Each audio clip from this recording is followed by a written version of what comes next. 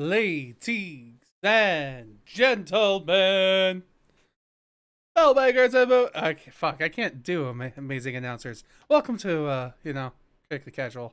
I'm Srekcuf5. Filmmakers and moviegoers alike!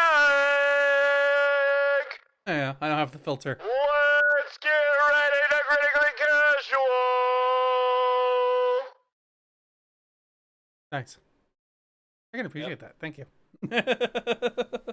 So yeah, welcome to Critically Casual. I'm Srekcuf5, your host, Steven. This is Dorky the Dev. Dorky Nice, that was great. right? Thought so too. First name wasn't quite right, you know. Best you can come up with, huh? Uh-huh. So, I'm ready to talk about the movies. Do you have anything you want to talk about before we start hopping in here? You're just all over the place today. I am. Could be an interesting one. I mean, yes. But, is there anything else you'd like to talk about here? Or do you want to just move on?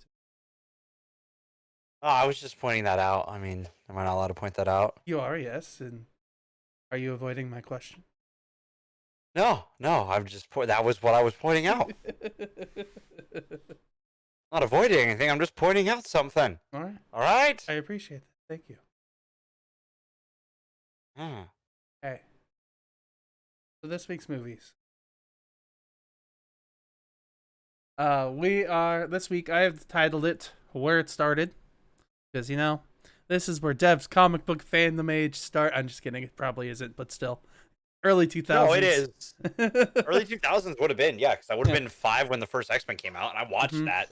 I didn't see it in theaters, but I watched that as, on DVD. Yeah, this was definitely our formative years, because I was what, 6 at the time of this movie? 6, I was 5. Yeah, so we're growing up together, watching these movies together. Not literally. Well, no, but yeah. Look, and then I would have been 7 by Spider-Man and 10 by the Fantastic Four. Mm-hmm. And I remember watching those ones as they came out. And just also at this time too, because I got my GameCube probably in 2000. Probably in 2002, 2003. And that's when I got, shortly after that, I got my first superhero video games, X-Men Legends. Fantastic game. Underrated game. If you've never played it and get the opportunity, play it.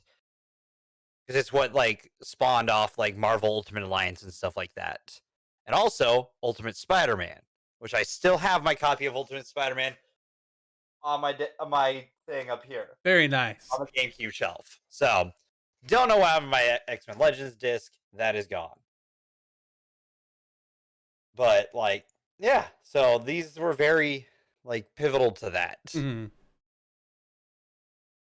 And led towards the creation of me as the comic book guy in high school. The creation of Dorkydev. The beginnings, the start of where it all started. Yeah, where it started. Yeah, where it started. Sort of, for the most part. Kinda, maybe. It's the start of the modern superhero movie as well.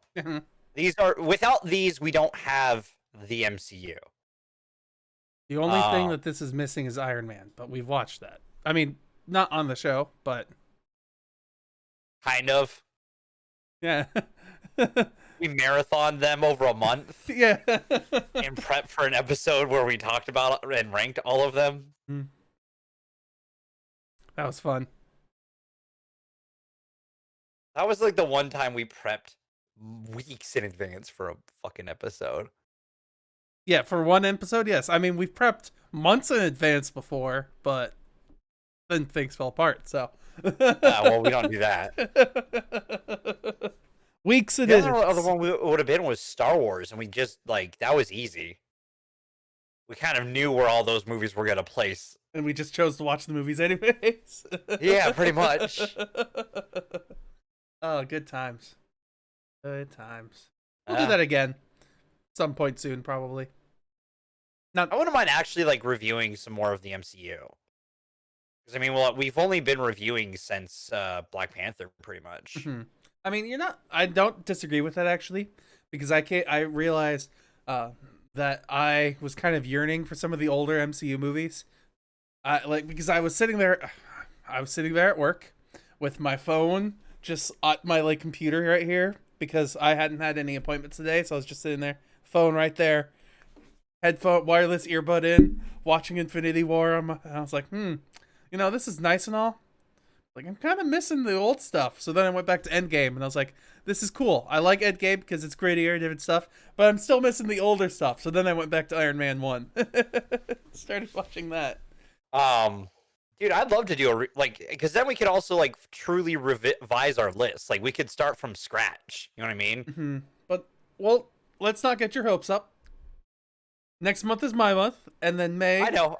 is something else. We'll figure that out later. I know. We're not gonna like revisit this for a bit, but I wouldn't mind like at some point like reviewing them again, like some of them again, or not again, but for the first time, really. Yeah. But until then, we're doing Fantastic Four today, and then we're gonna go into Spider-Man, and then we're gonna go into X-Men. Reverse Release order. Yeah. I don't know if these have a chronological order, seeing as they're not the same universe. Well, so fun facts for you, real quick, before we get into the movies. They were kind of almost supposed to be. So Hugh Jackman was supposed to show up in Spider-Man 1. As Wolverine and connected to that, which would have been great. I think that would have been cool. Also, there was a deleted scene where when in the Fantastic Four movie, when Reed Richards does the thing stronger and he extends his jaw, there's a deleted version of it where he turns into Hugh Jackman. That's funny. So they could have all been connected. They could have if they would have worked with each other better. I mean, hey, in retrospect, every movie could be its own universe. Ever. Let's throw Blade Runner in with Final Fantasy or Final Destination. I mean, it could have worked in the first place too. So let's do the Lord of the Rings and Star Wars. Wait, they're already the same thing. I'm just kidding. One's space wizards. The other one's regular. Yeah, the other one's time wizards. Oh, that's. I'll leave that alone. Yeah, that goes nowhere. Yeah. So, we ready to start talking about our first movie today? Yeah. All right. And let's start talking about Fantastic Four, 2005 version. Doing okay? Man, this movie has so much working for it and just doesn't do it right. I don't know where this movie goes wrong, if that makes sense. I kind of think I do. And can you try to explain it to me then? Like, I'll talk about the things that I like about this movie. Like, I like the character arcs that we get in the story. Like, I think it's kind of cute and quirky and it has its fun moments. But the problem that I have with this movie is that it's the Fantastic Four. And this is a movie about them. It's like a road trip movie almost. It's them getting to know each other and just kind of having a goofy, fun around time. They're not being superheroes. They're not doing anything heroic until they get threatened by Victor Von Doom. And that happens at the very end of the film. So, like, most of this movie feels like it's just like a, hey, buddy cop, let's do this, like, road trip thing, man, and develop our relationships. And then... Yeah. Is that why Fan 46 sucked? Because it did this, but worse? I'm thinking so. Like, holy shit! I think is that why I'm more fond of this one than the other one? I think this one is just... I think what they tried to do is they tried to focus more on the family aspect than they did on the, like, action-adventure portion of the movie. But that's just me, I feel. I'm not 100% sure. Like, this... No, I get it. I get it. Like it was totally fine. I actually enjoyed watching this movie, and there were some things that I actually really liked. Like when we first get to see Reed Richards using his powers, and you like see his forearm stretch. I was like, wow, that's actually not that bad. For Really? it was terrible, It was but okay. it was like 2005. I was like, Yeah, but in 2005, hold on. I I was gotta pull like, up. it could have been honestly a lot worse. I honestly thought the worst CGI of the whole movie was freaking the Johnny Blaze. Johnny Storm. Johnny Blaze is a different character. Okay, Johnny that's Ghost Storm. Rider. All right. Johnny Blaze is the Ghost The Rider. Human Torch. Johnny Storm is the Human Torch. Flame on. Well, other movies that came out this same year would have been like Episode 3 of Star Wars, Batman Begins, Harry Potter, Goblet of Fire, Chronicles of Narnia, Charlie and the Chocolate Factory, and King Kong. So, personal opinion, Not good. Yes. CGI wise, there are better. And I like there are better, but I honestly wasn't totally turned away by it. Not until they started adding the suits. I mean, this was released on July 8th, 2005, with a budget of $1 million estimated dollars. 56 opening weekend US, 154 million gross US, and 333 million worldwide. So it didn't do poorly by any means. I mean, no, it earned enough to make a sequel. And I mean, it earned enough because it also like it performed well at the box office because I mean, like for its time, because what 333 million for a superhero movie in 2005 was pretty damn good. Because you got to remember, this is pre-Avengers like time. Superhero movies were nowhere near what they are today when it comes to box office money. I mean, especially because like 3 years later we get Iron Man 1, and that's definitely a much better superhero movie than this. Well, same year we got Batman Begins. That's true. That's very true. Which is a better movie, maybe arguably better superhero movie. Excuse me, superhero movie. I mean, part of what I want to talk about today is like a conversation of effects, because this movie focuses heavily on digital effects. Yes. But I feel like the movie that I enjoyed the most, X-Men, used barely any digital effects. It was mostly practical. It looked great. Yeah, and I think this one could have worked better. This one needed more hero moments with the VFX for us to get used to it. Also, just like I don't know. It's just missing because like I gotta say I forgot the cast's chemistry actually worked pretty well. Like I do see like I own Goldford is a pretty good Reed Richards in my opinion. Chris Evans is fantastic as Johnny. He plays Johnny really well in this. Just this hot-headed, arrogant motherfucker. Michael Chiklis is great as Ben Grimm, even in the prosthetics. Like, I'm honestly really surprised with how well that prosthetic worked because you can really see him express in a full like suit. Yeah, you could see his facial expressions really well. And Jessica Alba was good too. Yeah, I was honestly just surprised with just Ben how you could still see him underneath the makeup.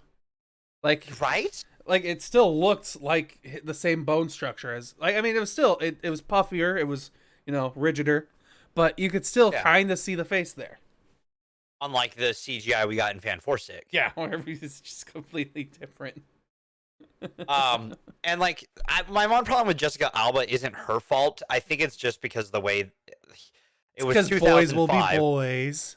Yeah, there's a lot of that, and there's a lot of scenes of her ending up like taking her clothes off to like escape a situation or sneak past a situation. Like it's all for antics. I'm like, really? Do we need to keep doing this? This gag? Really? Okay, like, she's attractive. Yeah. Kind of lame. Mhm. that the movie has to do that. I mean, but hey, we got to see a floating CG bra. Yay. Um, I don't know. It's just like this movie. It's got a good cast.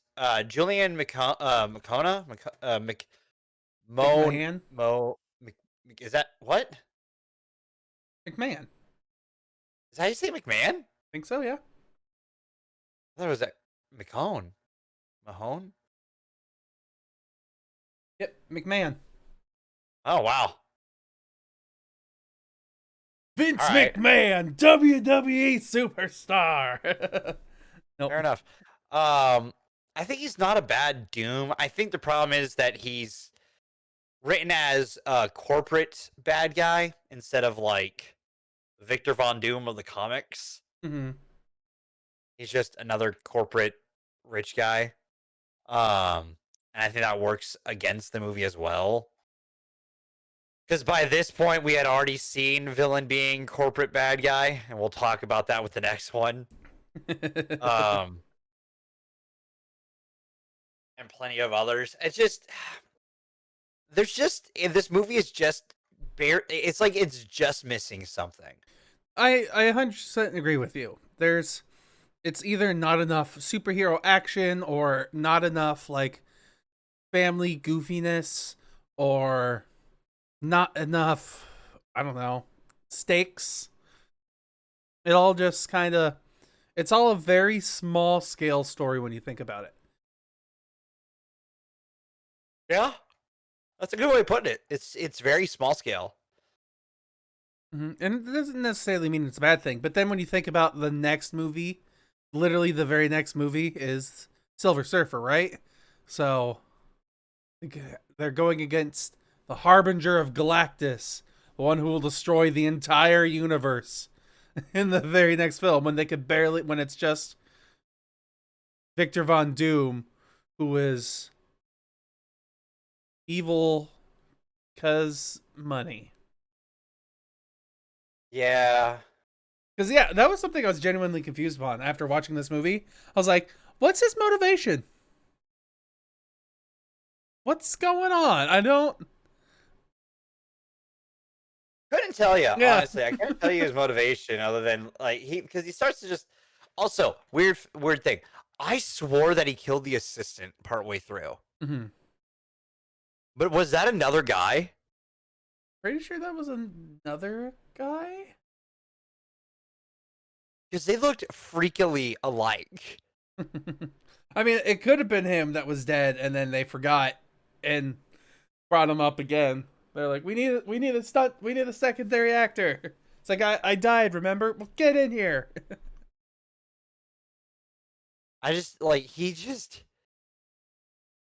because he throws the dude into the wall. Hmm. I don't think he's dead though. Was he not in that? Okay. No, I mean later on, there's like he could have just been knocked out because Victor wasn't super powered completely at this point in time. Fair. I'm so confused as to what like that part is the part that confused me and kind of made me go, huh. No, I'm not sure about this. Because I just like I had to like I couldn't tell if it was supposed to be the same guy or not. Um yeah, I know what you're talking about, but I honestly, it could be the same person. I don't think the guy died. I'm looking through the images to see if I can find it. Um so I don't want to pull it up on YouTube, but I will if I have to. Mm-hmm. Um just to see. Fuck it, we're Yeah, you're here. talking All about right. the line where he says, I need to get a second opinion," right? Yes. Yeah, I don't think. Yeah, I'm gonna pull it up real quick. We still have the movie, so We do for like screw it. another 20 hours. Oh, come on, YouTube, give me the ability to like see where I am in it better. You monster. I gotta find this.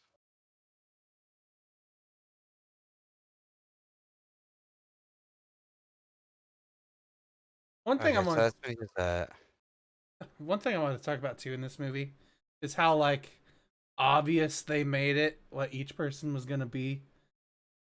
Like I understand, Oh, like yeah. I understand that not everybody's seen the comic book, so they have to like kind of imply it early on. But like it was literally the man who Richard Reed, the man who stretches for the stars. Like I see Oh, it is a there. different guy. Okay. So we were both wrong. I mean, you were right and I was wrong. But does that mean the first guy died? Yeah, I mean, if you see the way he's posed, he's dead. Okay. He's like this.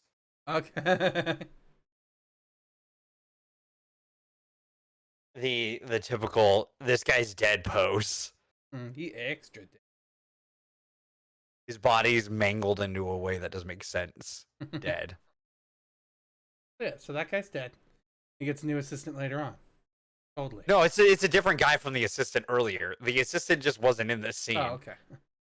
It's just a different guy. It's just a random doctor we don't meet until this scene, and he just kills him. Oh, another thing I want to talk about too. The resolution of the battle at the end of the movie. There's one, yeah, like it all to me has to do with power consistency, mainly for Susie Storm. For Sue Storm. Yeah, Yeah. Susie. All right, Doom. Susan Storm.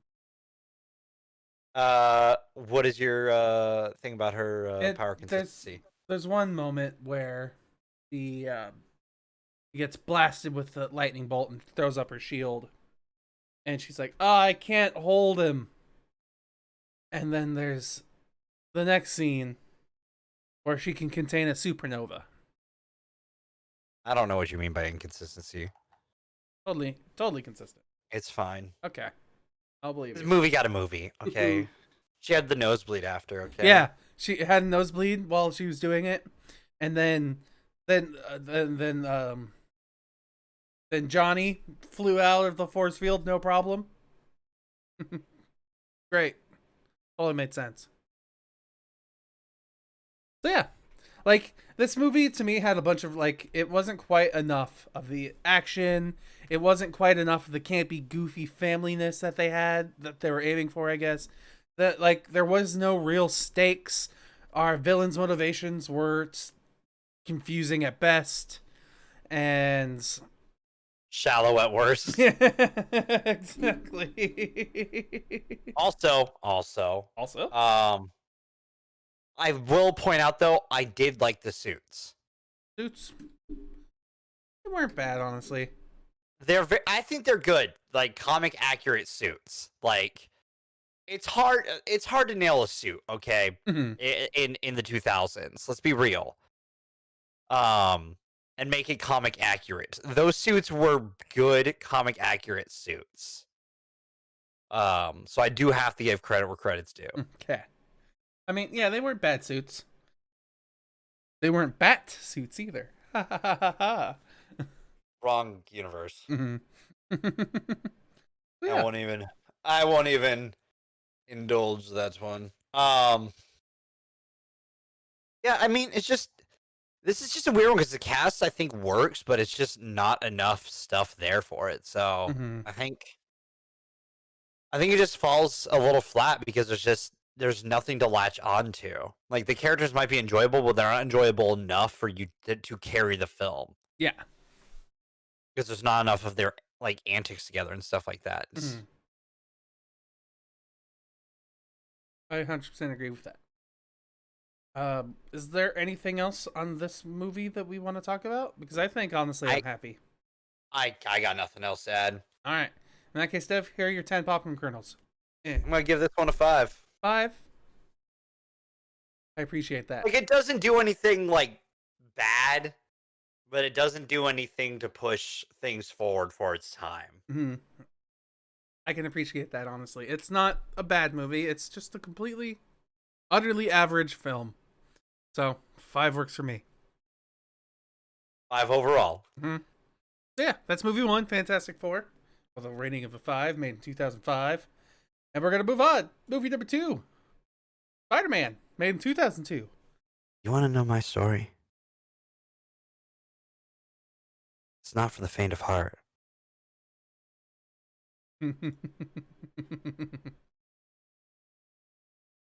So this movie, Spider-Man 2. No, Spider-Man. I know. Spider-Man, made in 2002. It, like, was weird to get back and watching again. Like, it... I don't get how I don't get how people still say this is, like, arguably one, like, this and Spider-Man 2 are arguably some of the best superhero movies ever made. To me, I both agree with you and don't agree. Like, this movie sits in a weird spot for me because I liked it. I had a good time watching it. I thought it was fun. But, like, the things that I don't like are the dialogue in this movie. It is cheesy and bad and awful. Also, there is a time when Spider-Man says something homophobic. Mm-hmm. Very much so. I was hoping you were going to call it out. I was going to call you out. I was going to call it out. Don't worry. It's already done. I'm calling it out. There's the point, Doc. So, like, this movie has a bunch of random moments where it's like, why the hell does he say this? Or why the hell are they doing this? And, yeah. Like the whole sleep scene. Yeah. Sleep. Why? I just... Good. Yeah. You had him at your mercy.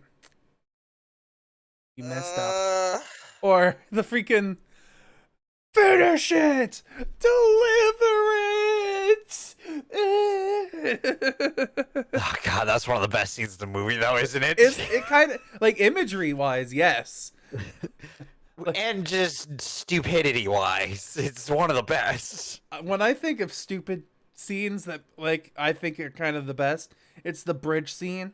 Especially, it's because it's post 9/11. Yeah, because remember the first trailer for this had Spider-Man, like, webbing between the Twin Towers. Yeah, and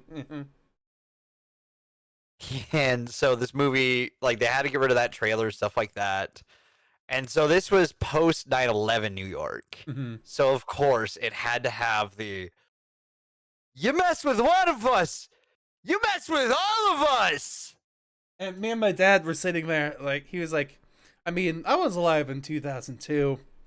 I don't remember this being part of New York politics. But it was. It heavily was. This was during that era when New Yorkers were like, no, we New Yorkers. Like, they were just, like, because 9/11 was a devastating thing for New York City. I mean, and for the United States nation as a whole. But, like, man, is it fucking cheesy to see it in 20 years later? Mm-hmm. When everyone's a selfish prick. Well, not everyone. Well, no, more that, like, we're in a time frame where it's like the ramifications of 9/11 aren't, like, the actions taken after 9/11 are more what people remember now. Mm-hmm. The fact that we're, like, in endless war and stuff like that. Yeah. We don't remember the New Yorkers uniting as much. And New Yorkers did. They came together to, you know, get their city back together. And it was good. But it's definitely aged quite a bit in 19 years since this movie released on May 3rd, 2002, with a budget of, damn it, $139 million. U.S. opening weekend made $114 million. Gross U.S. $400 million, and worldwide $825 million. Wow, this movie made a lot more money than I originally thought it did. Wow. I mean, they had a really good cast to throw it all together, and, like... Well, okay, did they have a good cast? No. They had a recognizable cast, that's for sure. But I definitely think the two weakest parts are two of the main characters, Kirsten Dunst and Tobey Maguire. But that's just me. I was gonna say, seriously, I agree 100%. Tobey is not a good Spider-Man. No. He's an all right Peter Parker, but he is not a good Spider-Man. And this just keeps proving my point that like people always say that these are like the best Spider-Man movies. But he's not a good Spider-Man. He's not fun. His Spider-Man is moody and kind of like his quips aren't quippy. They're just lines. He just says lines. It doesn't feel like a quip. They're offensive. Sometimes, yeah. Or stalkerish. Yeah. And slightly rapey. He's kind of weird. And like, dude, the fucking, like, comparing to, like, the people who are like, Andrew Garfield was not a good Spider-Man. Dude, yeah, he was the edgy Spider-Man, okay? But he at least had quips and made Spider-Man fun a little bit. Like, especially in that first Spider-Man movie when he's fighting Lizard and stuff, like, he's making quips and stuff. He's having fun with it a little bit, And then Tom Holland is, pinnacle Spider-Man. I agree with that. Tom Holland, out of the three that I've seen, back in my day, yeah. The only one that could compete with Tom Holland is Miles Morales, Spider-Verse. So yeah, but that's in a league of its own. Let's be real. That is, there is Into the Spider-Verse, and then there's everything else. Because that movie is peak. That movie is a 10 out of 10 earned before kid point. If we had broken our rules, it could have been an 11. Don't. Because that is. I know. It is, because I mean that movie is like a fantastically animated movie with so many little details in the animation, plus fantastically voice act, fantastically written, fantastic everything. There is nothing that is fantastic music. My God. And I will say, speaking of music, the Spider-Man music from this movie is good. Because it's memorable every time you as soon as it started. So I was playing it loud enough to like be able to go to the bathroom and leave my bathroom door open because like the bathroom's like around the corner from there. You're not worried about your roommate Mikey in those situations? He was out today, so wasn't too worried. He said he had to go take care of something. Taking care at of his own business. home. Yeah, Gotcha. I have no idea. Dude, anyone who doesn't follow my channel is gonna have no idea what this is fucking about.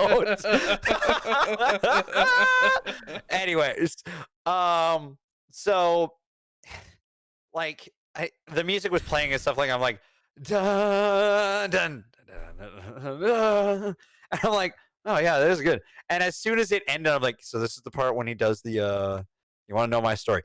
You want to know my story? It's not for the faint of heart. I'm like, man, I know. I'm not even over there, and I can visually see this movie. How many times have I seen this fucking movie growing up? What the fuck? Because I'm in another room, and I know what's happening. How many times I've seen this movie? And it's like, it's not bad, but it's just, it feels lacking because of Tobey Maguire is not a good Spider-Man. Kirsten Dunst just isn't a great Mary Jane, or like she's not a well-written Mary Jane. I don't think it's an acting issue from her. I think it's legitimately probably how her character was written, because again, this is 2002 and women were not written well still in comic book movies. She had Kristen Dunst here had the luxury of not having to strip down naked on screen, but she was close with the Rainy Alley scene.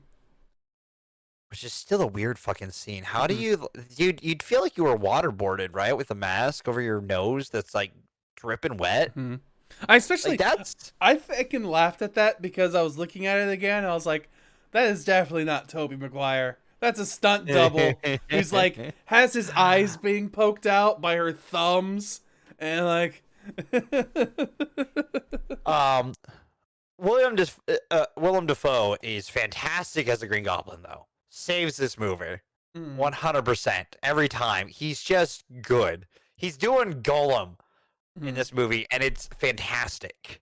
He's great. Though he's also a part of I feel like one of the most awkward scenes in this movie, though, which is him and Spider-Man's conversation, like the proposition before the burning building. I mean, I don't mind it because it's kind of it's a villain thing to do that. Like, it's dumb. Don't get me wrong. No, it's like it's a villain thing. I'm not mad that it happened in the movie. What I find awkward is the conversation itself, where you look at the Green Goblin, where all you see is his eyes and no moving mouth, and he's like talking to me. And then Spider-Man, where you don't see anything, and like you barely if he moves his chin. Well, the problem with that's my problem with this Spider-Man. You don't see him talk. Like, there's no emotiveness to him, because like at least with Andrews, you can see his mouth move when in the mask. And thankfully, they fix that issue when they get like all the issues with the mask when they get to Tom Holland with the mechanical lenses, which are so good. Yeah, they are very expressive. One of my favorite Spider-Man scenes of all time is the end of the Far From Home, when he does this and his lenses get big. And he's like, oh, oh no. It's great, though, because it's so expressive. Like, this Spider-Man feels dead on the inside. He does. Because there's nothing. I honestly thought the coolest part was the close-up scenes where we got to see reflections in his visors. And it was just because we got to see the reflections. It wasn't because of him at all. Yeah. He's just cold, dead eyes with no mouth movement. Like, he doesn't look like he's talking when he's talking, because it's just all ADR. And that's what threw me off at that scene, because it's definitely ADR with Willem Dafoe as well. So it's like, you just see two puppets, and I'm just like, it's so obvious that they're puppeted. Well, the other thing too is, like, with Willem Dafoe, is that there are scenes where you see his mouth through the mask. And that should have been one of them. Yes. But it wasn't. They had to be dark and moody. It was one of the darkest scenes. So you couldn't see through the mesh on the mask, which it should have had some like floor lighting of some sort. Like, it made no sense that you can't see his mouth talking during it, when you should have. That should have been an easy fix. I agree. Like, hey, you know what? We're gonna get a little bit of lighting below you, Will. It's just so that we can see your mouth. Because it seems a little weird looking when Spider-Man doesn't talk. Sorry, Sun Devil. And doesn't like move his jaw at all when he's talking to you. And all we can see are your eyes. You have very expressive eyes, Willem, but like, it's just like two non-talking things talking to each other. Yeah. Because honestly, he feels more human than Spider-Man as well. He does. And then James Franco's just there, by the way. Yes. James Franco is just there. There's no reason to have Harry Osborn in this movie, except for setting him up as the villain later on. Yeah. Which, I mean, I'm okay with him being there, but that whole... I would have been more okay with him in this movie if they didn't do the love triangle bullshit that they felt they had to do. Because it's love triangle bullshit. Especially because there's like two love triangles. There was her and Flash, and then it was her and James Franco. Like, if they wanted to keep the love triangle, they should have just kept her with Flash. Yeah. Also, Flash is a dick in this. I do love his actor, though, Joe Manganiello. Oh, yeah, he's fantastic. Whatever. He's apparently going to show up as Slade in the Snyder Cut. He's also infamous in Critical Role. I haven't watched Critical Role. Yeah, he did something that really like completely fucked with the entire cast. So I didn't say it during the last movie, but like Chris Evans was the Marvel connection, but I don't feel like I have to say that. But I'm suddenly realizing that like I probably should have. But like, it's Chris Evans. If you don't know that he's Captain America, what the fuck? It's the whole reason I had this today on the Captain America shirt. Like, I just realized I didn't say it, so I'm like, you know what? I'm just gonna say it real quick. Good on you. You brought it back. I did. I mean, hey, we also have a Marvel connection of the week here. Maybe. No, we do. Who? J.K. Simmons. Oh, yeah. No, okay. You're right. You're right. He was in Spider-Man. Yeah. Okay. He was in Spider-Man Far From Home. I forgot about that. I'm out. Listen, I'm outbidding you. You outbid me once because it's a cameo, all right? Yeah. It was a brief cameo, but it still counts. I'll give you that, all right? You win this round, Steven. I win on my own show for the first time ever. Yeah, pretty much. It's one of those weird things though, where it's just like, man, like this movie just doesn't hit like it used to. Mm-hmm. And it's through the fault of this movie alone, of when it was made, and because this movie just has aged so much. Yeah. This movie I thought was noticeably the worst when it came to all the CG too. Like, yeah, especially with that one scene. Like, this movie has some super funky cinematography, especially when you think about the strange CG. climbing on the wall and then the pan to when he's going over the corner. Mm-hmm. Did you love that Snapchat I sent you? Which one? The web spinning one where I was like, the awkward teen here. Okay, can we talk about it? Yeah.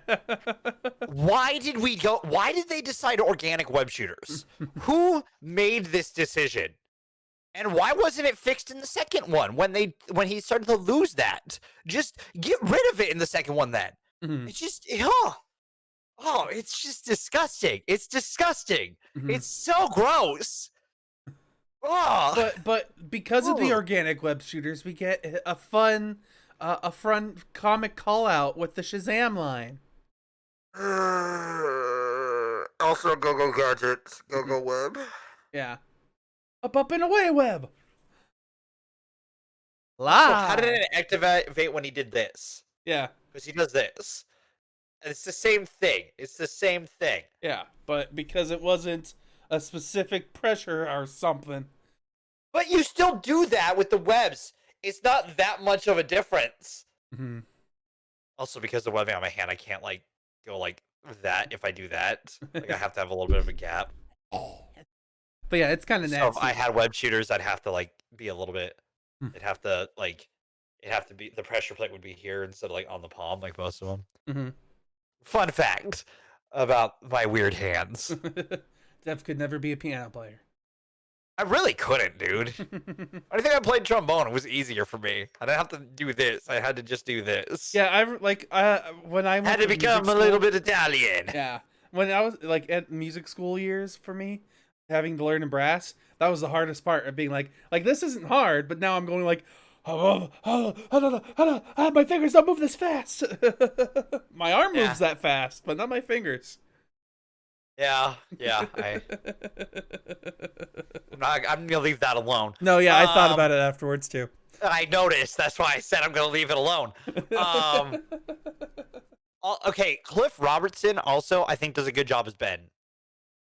Roberts, and I'll say yes to that. Only because the only other Ben Parker we've got is the next Ben Parker, and I didn't like him at all. You didn't like Martin Sheen? Not really. Oh. Martin Sheen is just, at this point in my life, I don't feel like Martin Sheen is an actor because he's a good actor.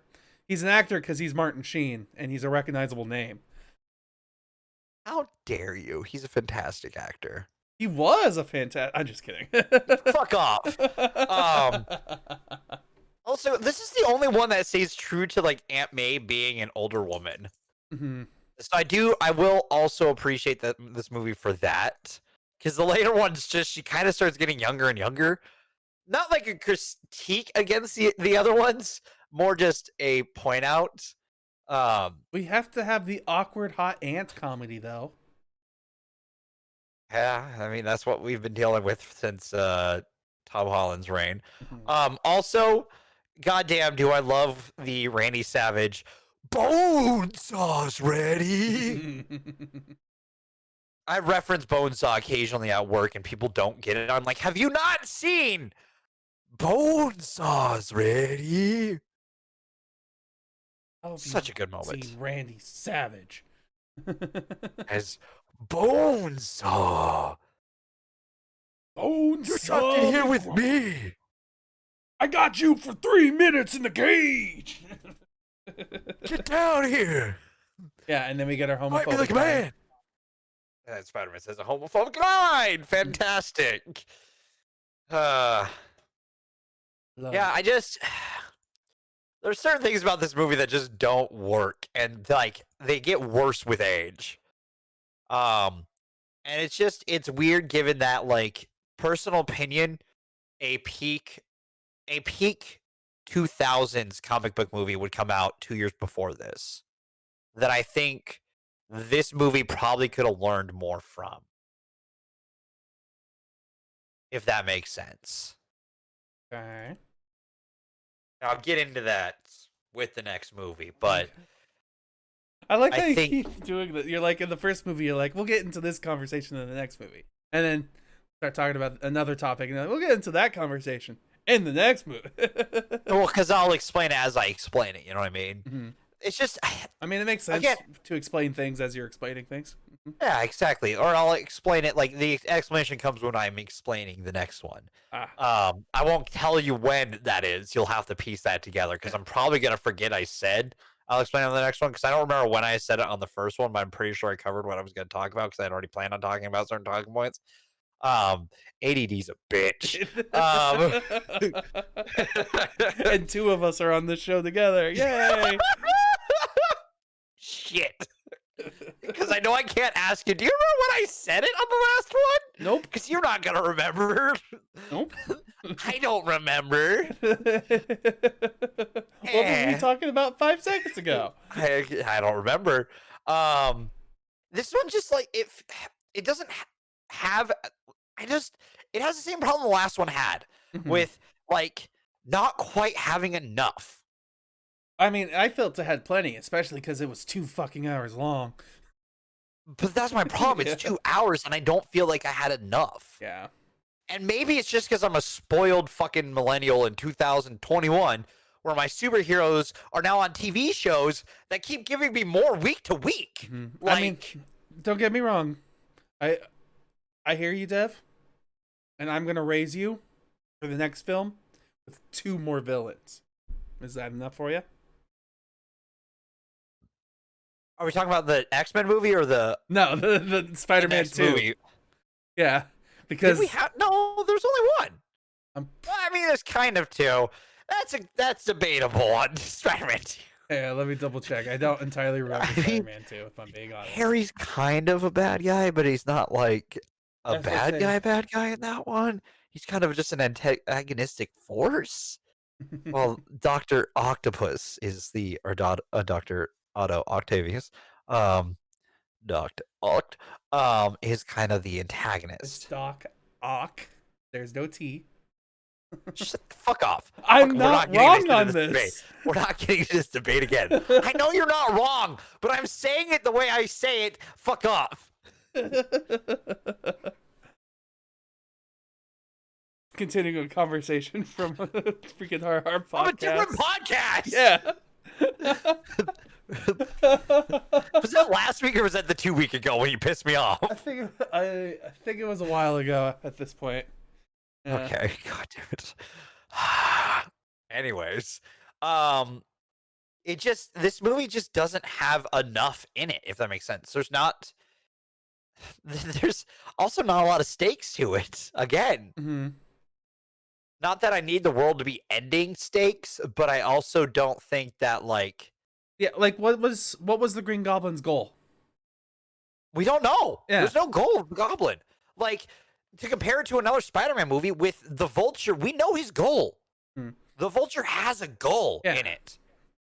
And arguably some of the best finding... Like, this movie has a good, villain figuring out who the hero is scene. But then Spider-Man Homecoming just does it better. Like, Spider-Man Homecoming does what this one should have been. The only drawback I can get from Spider-Man Homecoming is that, like, there may be a bit of a reliance on Tony Stark, but it makes sense for the universe they have. Yeah, If how they that, built it. but yeah, like that's just the universe they have, is that he's kind of Peter's mentor And if it in that wasn't for the universe. Stark technology, we wouldn't have those responsive eyeballs. So, I mean, we had somewhat responsive eyeballs with his homemade suit, but they were a little bit less like cool. Um, not to say that his homemade suit isn't cool. I do think his homemade suit is actually like really good. It's a far better homemade suit than we got in this. Um, but it's lacking in a lot of ways. Um, we don't really have like a good villain hero dynamic against each other. It's just there's stuff missing from it that I think we just have gotten better refined to as movies go on, especially superhero genre goes on. And I just like it makes me understand why this movie. I can see why there's the purists who are like, this is one of the best superhero movies ever. And in a way, maybe. But in a lot of ways, no. Is what I have to say. Maybe we'll review Spider-Man 2 at some point. But for right now, for me, this ain't it, Chief. ain't it? Popcorn kernels? I'll give you your popcorn kernels. All right. In that case, I'm gonna give this movie a higher score. It doesn't reach a 7, so I'm gonna give it, I guess, a 6.5. Man, I predicted that because that's exactly where I was going to put it too. I had typed out 6.5 for both of us as like this. Like, occasionally I like playing the predictive dev game, see if I can predict what your score is going to be. And I was right on both movies so far. Let's see if I can go 3 for 3. All right.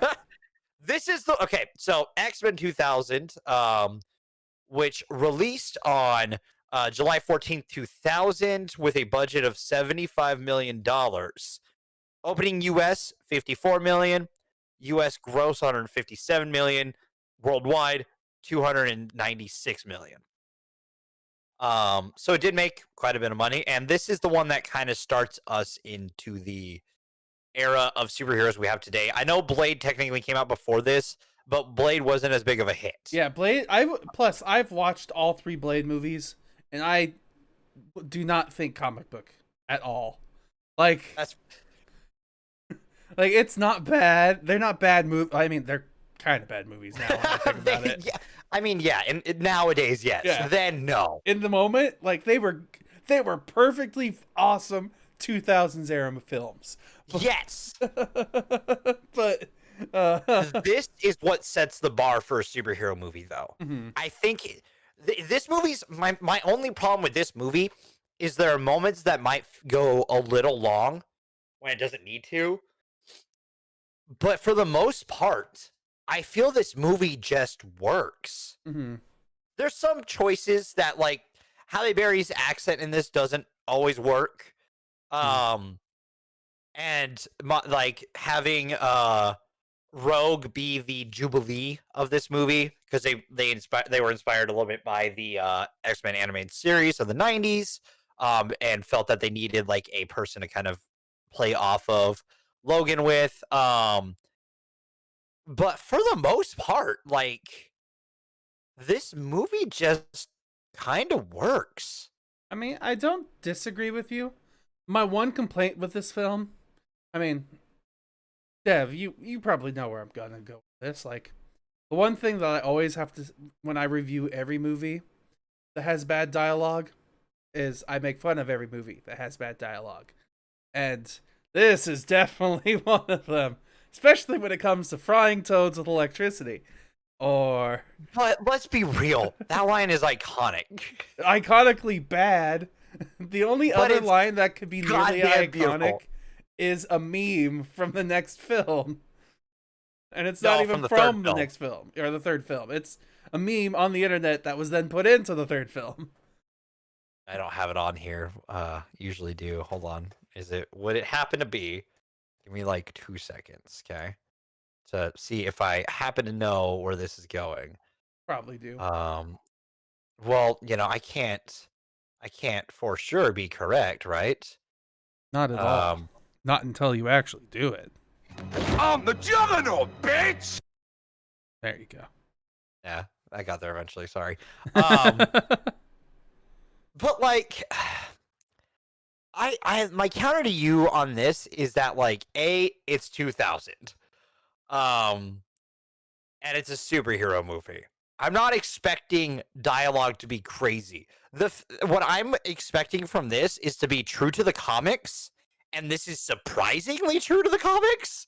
Like weirdly true to the comics. Most of the characters' outfits outside of the leather X-Men suits are surprisingly accurate. Magneto, his outfit is almost ripped directly from it. Sabretooth is pretty much ripped from the comics in this. Other than the lack of relationship? That is added from Origins. Okay.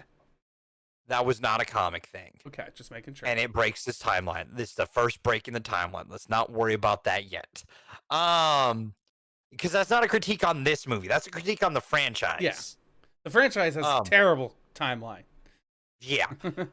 Mystique is super accurate for how she looks. I mean, usually in the comics, she has some sort of like shirt, like dress thing. I don't know how to describe it. It's a weird uniform. Mm-hmm. But I think it works for the universe they're setting up. Toad, I think, is fantastic. The Brotherhood looks fantastic. The X-Men look cool. I don't think the spandex would have worked. I would have preferred the whack, like the fun X-Men uniforms, but for being 2000, they made the right choice in uniform, in my opinion. Because those uniforms are now kind of synonymously X-Men, like in the comics and stuff now. Like it's part of the identity of the X-Men as we know them. That like there's an era of X-Men who have like leather uniforms. Okay. Yeah, and they work. Like I think the design with the X across the chest on them and stuff works. And it's just like it's weirdly accurate to like the comics. Like the Danger Lab is, or the not just the Danger Lab, but like the sub basement is super accurate. It's super cool. The mansion is really awesome design and everything. I think like this movie captures the heart of what the X-Men are really well, with also having the fact that like Xavier and Magneto feel like they're characters from the comics as well. Like just ripped right out, the two of them. My favorite relationship is the Xavier Magneto relationship. It's the best part throughout the entire franchise. Mm-hmm. Be it, Patrick Stewart and Ian McKellen, or James McAvoy and damn it, I had his name in my head just a second ago. Michael Fassbender. Like both versions of this relationship is arguably the best part of this franchise, movie to movie. And I mean, it starts with because the fact that like these two are friends. And they know how to play off of each other well. That scene at the Senate hearing just works so well. Because I like explaining to people like certain stuff related to the comics. It's like the X-Men were created as a way to like understand the civil rights movement. With Professor X representing Martin Luther King, Magneto representing like Malcolm X. You understand why Magneto is like Magneto, because he has been oppressed for multiple reasons. He has been beaten, battered, and scarred physically and mentally because of it. We see him going into a freaking Holocaust camp at the beginning of this and losing his parents. Like that opening scene still gets me to this day. This is one of X-Men is one of those movies where people are like, comic books didn't used to be woke, and then you're like, fuck you. Read the X-Men. Dude, seriously, read the X-Men. The X-Men have always been woke. They literally have always been an allegory for racial injustice. And then, if you look towards the future, the X-Men transfer over to like gay and trans rights. Like the entire time I'm watching this movie, this time I'm kind of like, man, I know that a lot of this is like an allegory for like civil rights, but they were only a few years shy of like being a like gay and trans rights activist movie at the same time. Like, and the closest we get to that now would be Deadpool, but like Deadpool 2, because we can see some minor acceptance of the X-Men and their trans, well, not necessarily trans, but LGBTQ. But still, well, I mean, and again, this is 2000. Things like that weren't fully accepted, unfortunately. And I'm not excusing it. This movie doesn't do anything to, like, in my opinion, harm LGBT. Because it's just it does harm in the sense of there's no representation. Yeah. Instead of, but it does less harm than what Spider-Man did. Because Spider-Man was just like, hey, I'm gonna say a homophobic thing. Like, but like, it's just, this movie just worked for me again. Like, I haven't seen this in a few years, and I'm surprised with myself how much I like remembering how well this movie was made, in my opinion. Because like the action works. Like sometimes it's a little CGI goofy, like the scene on the Statue of Liberty. That one is definitely CGI goofy. Like the wrapping around the crown part? Yeah, the wrapping around the crown part. Yeah. But it's still cool. Like, it's a cool shot. It's goofy, but it's fucking cool. I love all of the scenes that they do with Magneto. Like, oh, right? The worst one is the gun and the police scene. But, like, even then, it, like, feels daunting and intimidating. So you can get past the cheesiness. Dude, that actor who played the cop and just that scream. That scream is like hollowing because you're like, this dude like is afraid for his life. Yeah, but I also have the same question. If it's right here and it's moving what's stopping you from moving out of the way? I mean, I understand Magneto could be theoretically stopping you, but like no, what's happening is that like he's afraid to move. Yeah, in case lets it go. Yeah, pretty much. But conservation of momentum. That's not how that worked. Magneto's choosing that bullet speed. Magneto doesn't need you to need that bolt to go fast to go through your head. He just needs it to move because he will just push it through you. We see that in other movies, and it's fantastic. Despite the timeline breaking, but like this movie, this movie should be used as the archetype of how you make a comic book movie. It reiterates on what has been done with the X-Men franchise before, while also having all of the heart of the franchise originally. Like this is what I'm talking about with like other franchises. This is what I'm talking about with DC, especially. Like this movie, like yeah, it's aged some, but it still holds up today somehow. This movie came out 21 years ago, and I can still watch it and be like, this is a good superhero movie. And it is. And it's mind-boggling to me. Because we have fucking... What? We watched goddamn Wonder Woman 1984, and, like, it just doesn't get it. It just didn't get it. Yeah, that was bad.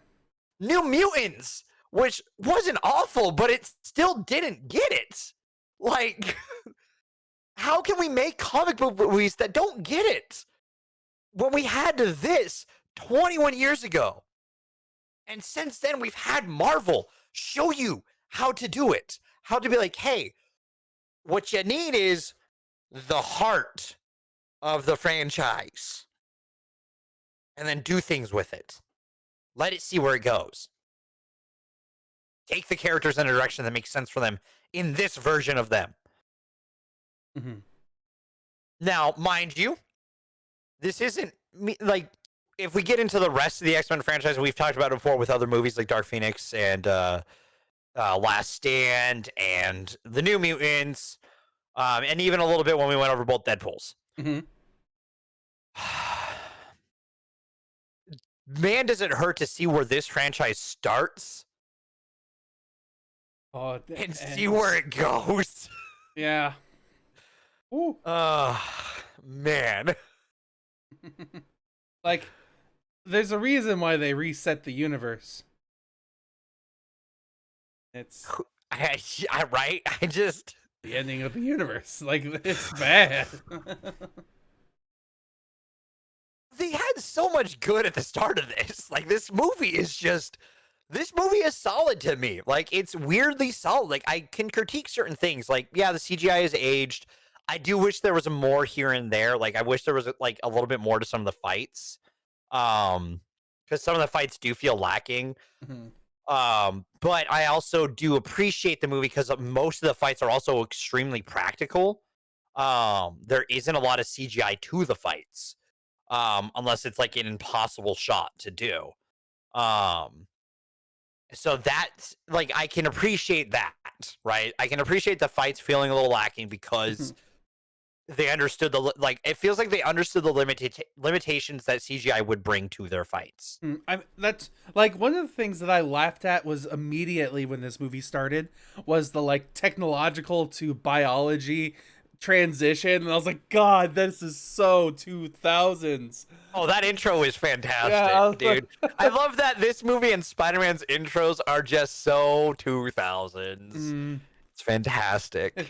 You like, definitely why did we start doing like why do movies like this have to do like the intro credits still? Like, this was in the 2000s. We stopped doing that for a while. Why did we bring it back for these? What? Why do movies do this still occasionally? I don't get doing the intro credits. Just get us to the movie. It's like some filmmakers like doing it nowadays because they want to feel acknowledgement for the work that they put into the film, and a lot of people leave before the credits. Okay, fair. I will appreciate that. Or at least make them fun, like Deadpool. Deadpools are fun, I guess. I don't know. There's certain intro credits, and like, I mean, Bond is always going to have their intro because that's, it's a Bond, song intro. That's iconic for the franchise. You can't really take that away from a Bond film.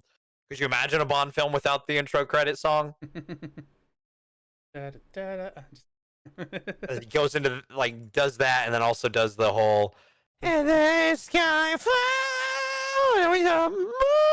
yeah, like 007 is notorious just because of its opening segments and the loaded barrel. Finger! Like, dude, there's some iconic bangers. But like, I will criticize the intro of this movie 100%. Like, this movie is at the intro part, but then we get into the first scene of the movie and it just erases everything I saw with that whole scene. And just like, also like that whole Senate hearing, just like hearing that and hearing that rhetoric today still hits different. The Senator Kelly stuff, I'm like, man, oh, we're still doing this shit. It's been 20 years. I just realized we're missing a Marvel connection of the week for this one. Stan Lee. Man, we can't do that for Stan Lee. Like, that would just... I've literally been sitting here for like the past 10 minutes, like clicking through names. Like, one of these has to be a Marvel connection. There has to be one person who's worked on a Marvel movie.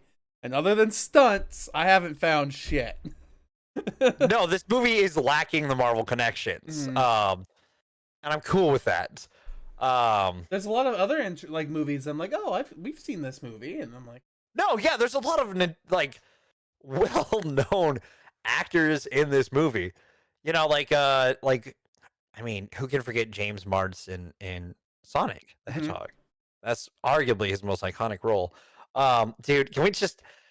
All right, I'm going to bring up the other thing. Why did Cyclops have to be a cuck? What do you mean? He just wanted his girl. Oh God, we'll go over that scene, but the scene of him going like, "Well, I don't have to because she's my girl," goes on a spiel, and also stay away from a girl. Why did you say the first part if you're gonna say the second part? Yeah, right. You fucking dick. That is my critique. This movie set up the thing I hate the most of the franchise is the Cyclops Wolverine rivalry being over Jean and not being the fact that Cyclops is a Boy Scout and Wolverine isn't. Mm-hmm. That's a better dynamic for the two of them than, but I want Jean. No, I want Jean. No, I want Jean.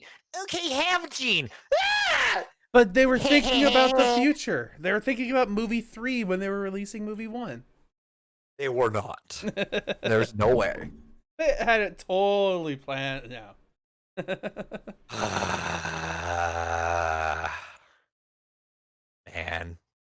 Man, no. Yeah,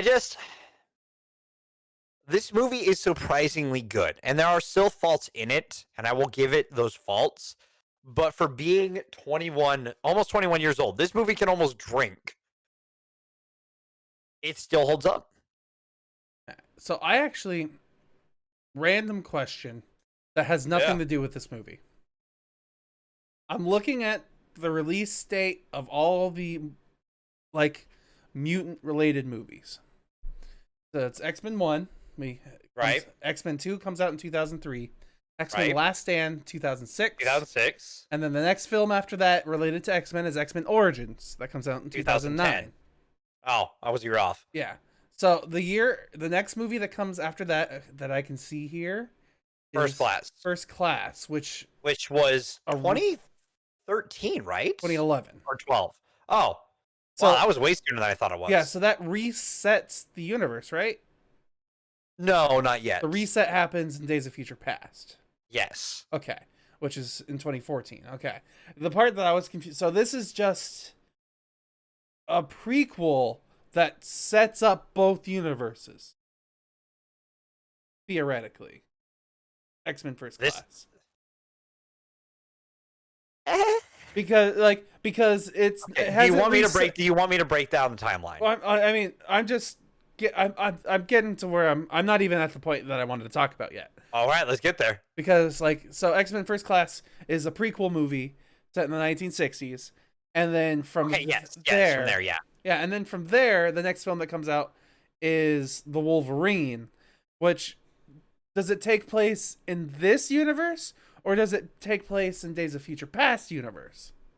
Well, Wolverine came out before Days of Future Past. Yes, Days of Future Past comes out in 2014. Yeah, and then Wolverine came out in 2013. So it comes out in this universe? Yes. Yes. Okay, yes. Hi. I forgot we technically reviewed that in a way. The Wolverine? Yes. Absolutely we did. We totally reviewed I mean, we watched the entire movie to review one joke. We reviewed the Man, whole film. that It is was one of the fun. best goddamn things we've ever done. Like, says you, I think it was one of the worst things we've done. Like, That's we why it's failed one of at the our best. own joke. 100%. But hey, we reviewed it. We watched that movie and got it off the list, Steven. Aren't you glad we don't have to go and review that later? Yeah. When we make our ultimate X-Men list, when this universe ties into the MCU. Could you imagine we made our ultimate superhero list of Marvel movies? Because like, there's a potential all these can connect eventually with the multiverse. Like, if any of these characters show up in Multiverse of Madness or Spider-Man, it's canon, yes. it's canon, and then we have to add them to the fucking list. And I actually think it's kind of funny because have you been on Disney Plus's Marvel section? Not recently. Because like I've been there fairly recently. You go to Disney Plus, you go to their Marvel section, and as you scroll down, it's like you have the MCU, you have Phase 1, you have Phase 2, you have Phase 3 and 4. Then it says Cinematic Universe and Timeline Order, and then the next category under that is Marvel Legacy movies, and that's when you get all the Fox movies. You get X-Men, X-Men 2, Fantastic Four. So, like, they're definitely going to be treating this as like importance, I feel, and it almost has everything to do with Well, I mean, multiverses. let's be real. It's gonna depend on how WandaVision ends, and B, We'll find out next how week. multiverse goes, and how Spider-Man No Way Home goes. Yes, Spider-Man No Way Home, movie number 3. In case you didn't know, dude. Yeah, you ruined some news, but that's okay. we'll talk about it in the news because I want to talk about how it was revealed. Because that was brilliant. But like, so yeah, the timeline's a little weird because it goes. So before Days of Future Past, you had 1, 2, 3. Origins takes place before 1, and then Wolverine is at the end. Mm-hmm. So it goes Origins 1, 2, 3, Wolverine, Days of Future Past. Then you have the other timeline, which is First Class, Days of Future Past, timeline merge and fix, sort of. I'll put that in quotes. Mm-hmm. Then you had Apocalypse. Deadpool and Deadpool 2 technically, I think, take place in that timeline because of the fourth wall joke in Deadpool 2. And then there's Dark Phoenix. And then Logan, I think, is a separate timeline. Yeah, I believe that is a separate one. I think New Mutant is also a separate timeline. If I believe, I'm not 100% sure. I think Logan takes place in the timeline before they reset everything. Like, in the timeline where Logan's being sent back in time with the Sentinels are attacking the base, I think that's the continuation, would be Logan. But I'm not sure. Yeah, but no, because of how that would have ended. With everyone dead except for Logan and Charles? Yeah, because that's kind of where like Cable comes from. It's complicated, and that wouldn't work entirely, just based off of like the timeline, I guess. Like Logan has to take place in a separate timeline, maybe with some of the events of like the original trilogy, but that's kind of it. I hear ya. What? Logan is like its own pocket dimension because it's not really discussed what it really takes place in. What universe does Logan take place? Takes place on Earth 17315. It says here but the director of the film has made several statements that confirm that Logan is part of the timeline that was created after X-Men Days of Future Past. But that doesn't work because of Dark Phoenix.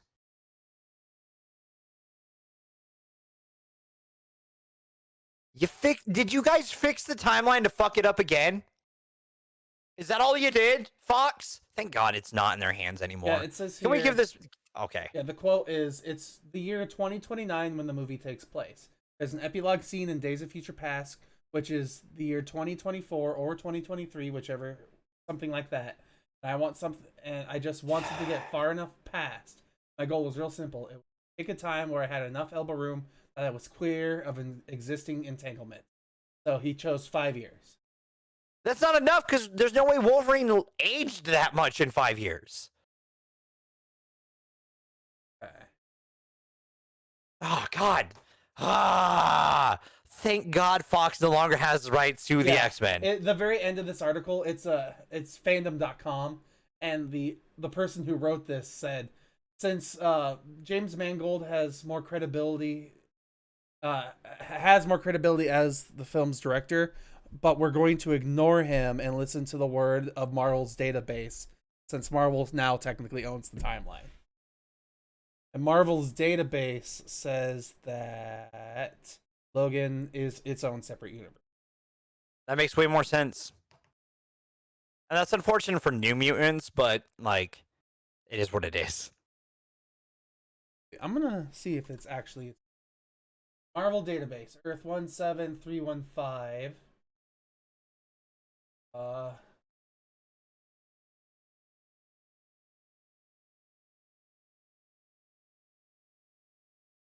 Like, what I think it is that events took place, but they were different, if that makes sense. Yeah. it just says here that says after his father's death at the hands of the Weapon X project in the 80s, Dr. Xander Rice and his company, the Transient Corporation, began tampering with gene pool and population suppressed the mutant. This later began breeding children into that he hoped would follow his orders. Then, by the late 2020, mutant population has gone basically extinct. Since this is set in 2029, so basically 2030. Yeah. Why though? Part of it is because of the whole X-Mansion incident that happened. And really only one person be able to survive the incident. Mm. Yeah, I mean, again, that's why I'm glad Fox no longer has the timeline, because, like, hey, they might have started something really good, but man, they did not know how to close it. Ever. Popcorn? I want to see one last thing. Other things related to. Nope. Yep, popcorns. I was trying to see they have flushed nothing else out in this universe. So yeah, Logan's the only one in this universe. Wait, isn't New Mutants technically in this universe? Not that I see. You know what? Let's not worry about it. Now This timeline's dead. So, all right. nope. This timeline's dead. I hate myself for asking. Universe.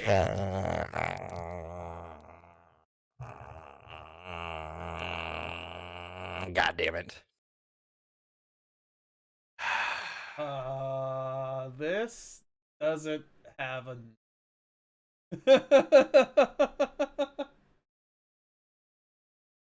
Well, huh. headcanon is it takes place in the same universe because there's scenes from both of them. So, headcanon, that's what we're going with, Steven. I hear you. It makes sense. It's the only way it makes sense. It says here, there was a lot of scripts and drafts written over time. It started being in the X-Men timeline, ended up being its completely own thing, still with connections to the X-Men. Obviously in the same universe, but not tethered to the Dark Phoenix. Steven, let's just leave it alone. You're going to go down a rabbit hole, and we're in the middle of a show. This rabbit hole is, trust me, I've been down these rabbit holes before. I was about to say, I love timeline rabbit holes. They're fun. Like, after we got done watching Super, the Broly movie, I was like, all right, let me see how far down the Dragon Ball timeline hole I could get. And I was like, I was so lost. Yeah. I'm not even sure if I'm actually out of it yet. I think I am in Underworld, you know? Underland, as it would be. Okay. Popcorn, Steven. Popcorn. Come back to me. We're reviewing a movie. Am I waking up from a coma? No, that's not until the third movie when you put your consciousness into the your clone body. Right. Your comatose twin that your ex is watching over that you had the entire time somehow. Anyways. Man, this franchise got weird after the fucking first one. And the second one. Man, they had two good ones, and it's just the rest of the franchise is all over the fucking place. Popcorn, Steven. Popcorn. Popcorns. Do you want me to go first, or you want to go first? This one gets, for me, it was better. It's definitely better than Spider-Man. So, I'm going to leave it at 7. You were close. Yeah, I was close. 7.5. Yeah, I thought about it. It was almost there, but no, not quite for me. For me, it's an 8.5 because I think it does what I want a superhero movie to do, which is capture the heart of the source material, and reiterate it into its new medium. Okay. And it kind of just nails a lot of that. It's the reason why it's not a 10 is I think it is a little bit of my biases of being a comic book fan today. And having seen movies that we get now, now movies are better. I mean, if I were to compare this movie to, say, Suicide Squad, this movie's better. Oh, without a doubt. That's not even fair to Suicide Squad. Give Suicide a fair fight with like Last Stand or Origins. What about The Green I'd Lantern still probably pick movie. them. Ooh.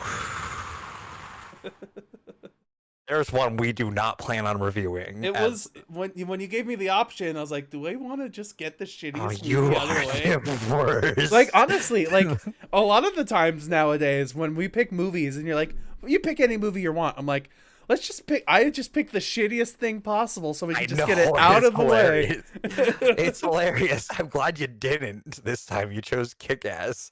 You did the right thing instead of the wrong thing. Because next month, It's gonna be bad.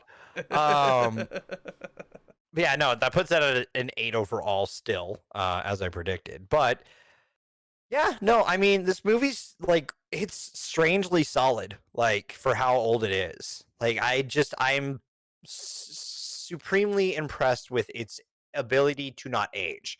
The only thing that kind of ages it is it saying, in the near present and no one having cell phones. Mm-hmm. I mean, like, the technology itself was kind of dated. Like, looking at any vehicle or any television set. Yeah. But I can get past it because the rest of the movie's just good. Mm-hmm.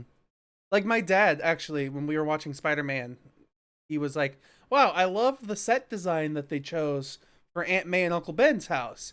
Because it looks like they moved into that house in the 70s and never changed a thing. Yeah, pretty much. And I was like, and then you look into Parker's apartment with freaking Harry, and you see that big box of TV on the back. Hmm. That's the first thing I noticed behind that. I'm like, man, I remember when TVs were like that. I do too, but I was also sitting there thinking, man, how expensive is that apartment they live in? It's a giant place with a separate bedroom for Peter, and it's like, whew. They're probably paying a bank amount of money for that in New York. Well, the dad was taking care of it. Yeah, he was. So yeah. Man. Yeah. Let's get ready to spoiler! I think this will be a short spoiler section. I agree with you. I'm not entirely sure what there is to spoil. We didn't need to spoil the movie to really explain why it's good. Mm-hmm. Some of the stuff I will talk about spoiler-wise is, I think the Senator Kelly stuff, even though it aged a little bit, still is pretty good. Mm-hmm. The Wolverine Claws, I think, are still fantastically well done in this movie. I mean, we've seen far worse Wolverine Claws. Looking at you, Origins. Mm-hmm. So, yeah. Like, this movie was made in 2000, and its claws are better than Origins, which was made in, I said the date not that long ago, what, 2011? 2009. Yeah, so 9 years later, the claws are worse. So far worse. Yeah. God, the fucking scene in the... Yeah. I hate it so much! I'm so glad we haven't reviewed that one either. I'm going to tear it apart when we get there. Oh. Deadpool. Don't. Just don't, Steven. And then they'll walk away together as friends. They put Blob in that movie too. But like that scene where he, does the pins the guy with the claw. Mm-hmm. That scene looks so good. Mm-hmm. And then the stink, and we just hear the iconic, the two iconic ones, the slow. Mm-hmm. Which is creepy when you think about that rubbing sound is his skin that's making that sound against the blades. Yeah. And then the other noise of the sink as he slices through the shotgun, which will live on in infamy forever. That is the claw sound. Mm-hmm. I really like that, especially too because they even added on to the sound of the BBs hitting the ground, and I was like, damn, I didn't remember that. They added. It's so good. Yeah, that sound design for this movie is fantastic. Music wise too. Whenever Mystique does Mystique things, that soundtrack that she has, that eerie, mysterious kind of kind of thing. I love the also Mystique morph too. When she morphs from person to person. It didn't age that badly. Surprisingly, mm-hmm. The only one that's a little weird is the Bobby Drake one. Mm-hmm. I think that's just because it's got Bobby's head is the last thing that changes, when the rest of the time it's head down that changes. they were just trying to do that for that that scene. And I get it. They were trying to be a little cool with it. It ages it a little bit, but at the same time, it's like it still weirdly holds up. Like it doesn't look bad. It looks it looks like noticeable CGI, but it doesn't look like bad noticeable CGI. Mm-hmm. It's like when you watch Lord of the Rings. Like you notice the CGI, but it's not like noticeably bad CGI. Yeah. It's just because like time has passed since then, and your eyes are a little bit better at it. Mm-hmm. Or like Jurassic Park. Mm-hmm. But I mean, that's also part of the conversation I wanted to have. It's because this movie was made in 2000s, and like I said in the very beginning, it's mostly practical effects. Like all the metal bending, all of the explosions, all the set stuff. Like it's pretty much all car drops. Yes, beautiful stuff. Like, and then when we get to the last movie, it's pretty much all digital. And like even in Spider-Man 2 years later, it's mostly digital, barely any practical. And like, yeah, I honestly think that's why this is better than the others, is because there's a practicality to the effects and it looks real. It puts you into the world. Well, I mean, Marvel knows that. So Marvel, like MCU movies do use practical effects for a lot of their stuff. Like the whole, like Chris Evans doing the helicopter scene was real. That is a practical thing that he did. Most of the action they do in Marvel, outside of like Black Panther's thing, or like characters that like big fight scenes that you need a little bit like the CGI to like have that many people on screen at once. The way Marvel does it is they do it practical and then they embellish it with CGI.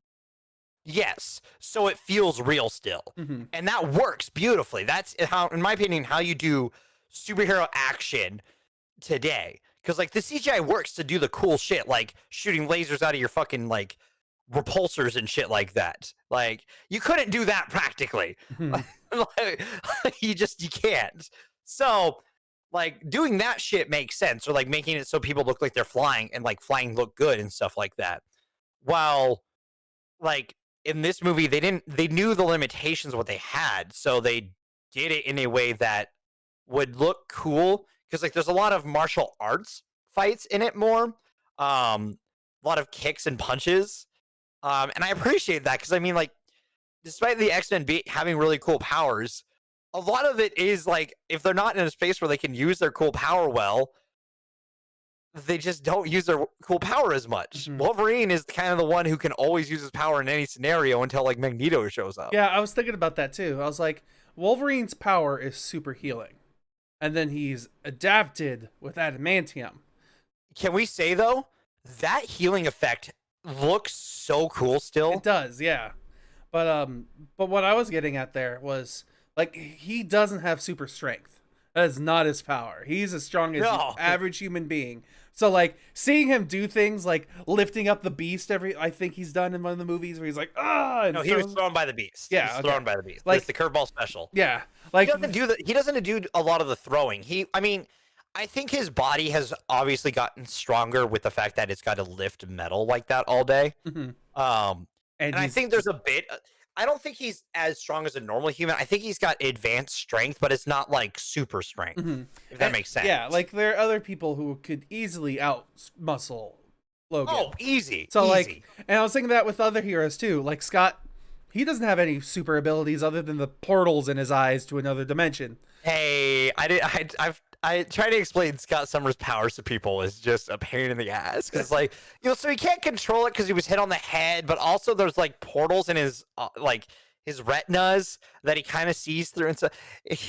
It makes no sense. But so yeah, his only portal to a hellscape. So his only power is the portal in his eyes. So if he gets in a fight where he can't open his eyes, well, that's a problem. And Storm. The amount of times these movies do that to him, though, is just irritating. Yeah, they weaken him. Like they also kind of did that with Professor Xavier in this movie too. They're like, we have to take out our big pieces. So they do that every time too. Yeah. How do we take out Xavier? I don't know. Knock him out for a bit. Yeah. Numb his powers. Which I don't understand because they don't explain Cerebro at all. It's like, what is that chemical that Mystique messed with that ruined his powers? Who knows? What did the chemical do to begin with? Who knows? I mean, we don't necessarily have to know what it does. It's little things like that I wish they would expand upon in this movie. But then I think of what this franchise does later upon expanding upon, and I'm like, maybe we should leave it to the professionals. Don't blame you. Like, I guess that's kind of part of my thought process too, is that I just don't want to have to deal with what these movies do later, I guess. Mm-hmm. Because like this movie is a weird time capsule of good. Like, it's a good 2000s movie, Mm-hmm. and I kind of want to love it for that. I don't blame you. No, it's really good, and also like I do like some of the cheesiness of like the Sabretooth Wolverine fight on the Statue of Liberty. That is always going to be funny to me. And just how he gets knocked the fuck out of that. Also, the amount of times Wolverine gets knocked out for being a dude with a giant metal dome. I mean, that's, I think, part of, I wish he got knocked out more often, if you think about it. Like, his brain is still squishy, but his skull is much harder than bone. So, like, just if he hit one sudden stop and it's like, poof, and he's passed out, man. But I'm pretty sure his brain is adapted to it after a certain point, right? Because he's probably done it so many fucking times over 15 years. Oh, who knows anymore? God, that's funny though. Yeah, it's one of those things Mm-hmm. that, like, man, this movie's just in a weird spot where it's just like, I'm just really impressed with it. It has no reason still being this good. Yeah, I agree with you. It should be a much worse film. So, news? Anything else you want to talk about? No? All right, we're moving on. News and... You said it, and I immediately went to press. All right. I hit the wrong button at first. We're here. We're on the news. There's a good handful of things I want to talk about, but we'll try to go through them fairly quickly here. First one being, since it was already kind of talked about, you want to go and take away? No Jeff? Way Home. Yeah. Spider-Man. Dude, did you watch the announcement of the name? I haven't yet, no. It's not a trailer, and it's got no spoilers. You should watch it because it is funny. Because it pokes fun at Tom Holland. Okay. But it's like a board with a whole bunch of different home names on there. There's like Home Alone's on there, and like it's under the copyright issues? Question mark. Like there's Far From Homes on it, and it's like already done that. Like there's a whole bunch of different ones on there. Like it's good, and then like the marketing for it too, with like Zendaya. I can't remember the actor who plays Ned's name, and Tom Holland each sharing a different version of the titles. Like one of them was Home. God, I can't remember each one of them, but like they each had a different one. Like Home Run was one of them. I don't think Home Wrecker was one of them. Let's see. I see Home Run, Homemade, Home Worlds, Close to Home, like close. Are you looking at the board? Yeah. Yeah. Homeschooler, Homesick. Yeah. No, it's great. Great way to announce the title, and then also if you watch it, like when they walk past the board that has it, the Spider-Man music from the current Spider-Man series starts playing. Ba ba da da da da da da da.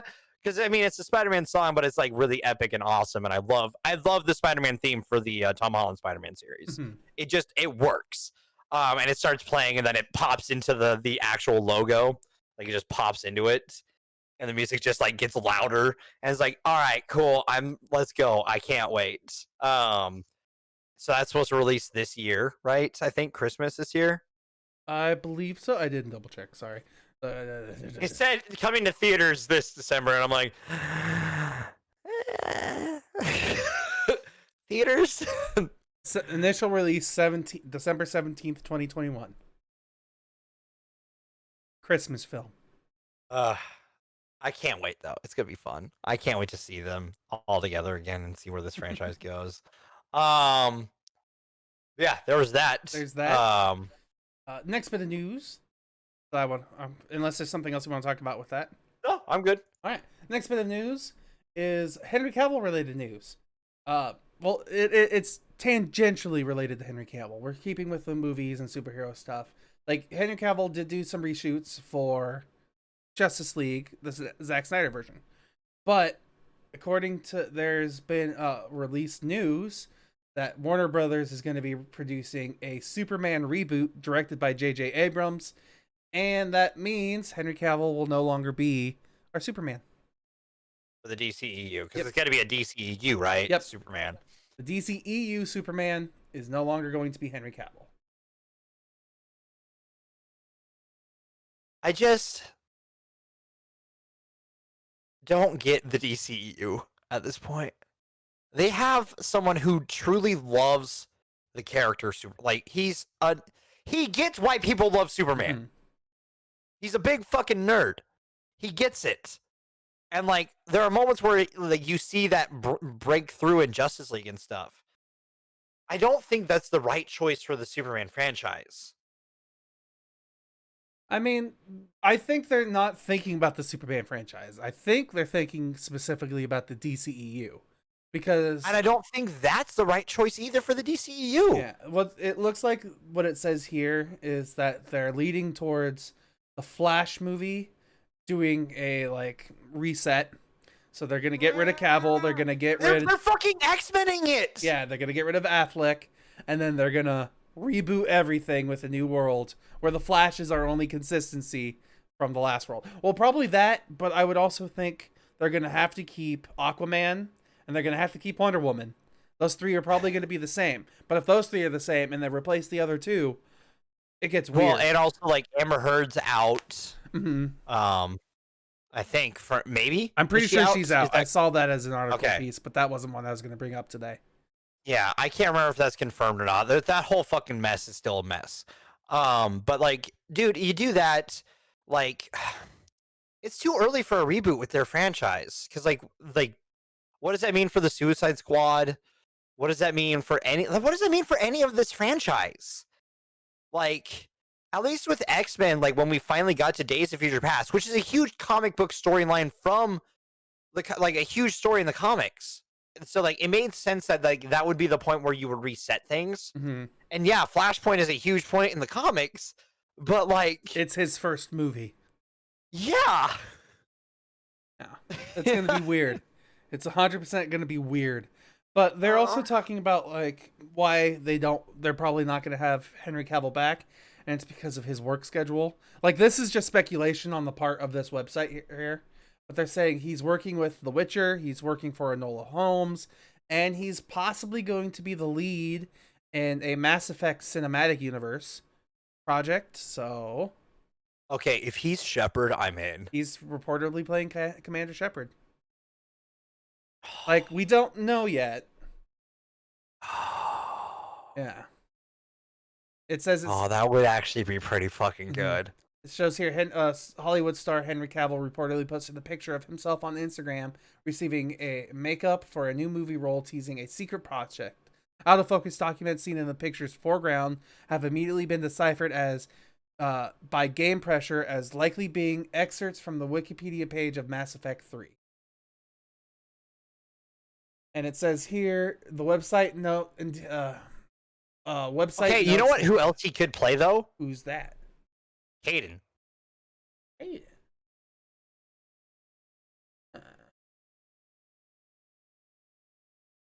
Like, if he wasn't Shepard, he could be Caden. Yeah, I hear ya.